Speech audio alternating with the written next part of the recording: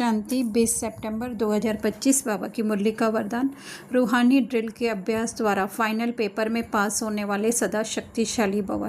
जैसे वर्तमान समय के प्रमाण शरीर के लिए सर्व बीमारियों का इलाज एक्सरसाइज सिखाते हैं, ऐसे आत्मा को सदा शक्तिशाली बनाने के लिए रूहानी एक्सरसाइज का अभ्यास चाहिए। चारों ओर कितना भी हलचल का वातावरण हो, लेकिन आवाज़ में रहते आवाज़ से परे स्थिति का अभ्यास करो।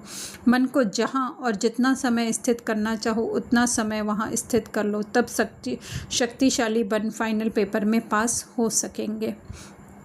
तो उस ड्रिल में जैसे हाथ पांव ऊपर नीचे करवाते हैं तो अंदर से पूरी जकड़न जो है वो निकल जाती और फ्री हो जाते हैं।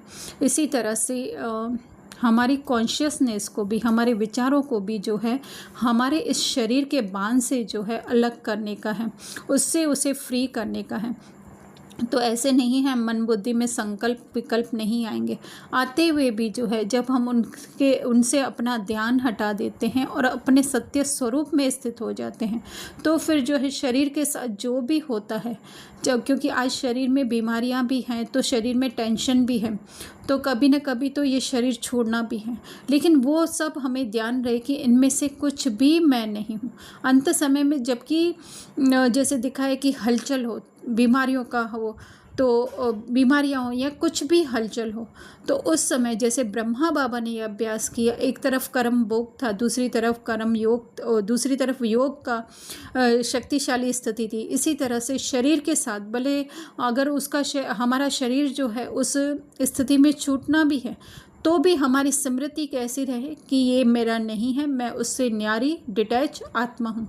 मन में संकल्प विकल्प तूफान आ रहे हैं, लेकिन उसको हम बिल्कुल नज़रअंदाज करें या उनसे ध्यान हटाकर उसको रिजेक्ट हमें बिल्कुल नहीं करना है।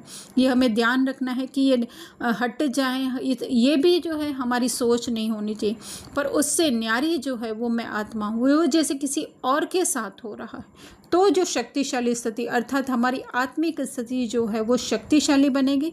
हम उस स्थिति में स्थित रह करके देह के ऊपर, देह के अंदर जो भी हो रहा है उसको साक्षी होकर के देखेंगे, या फिर ऐसे कहें कि उससे उपराम रहेंगे, उसका असर हमारे ऊपर नहीं होगा।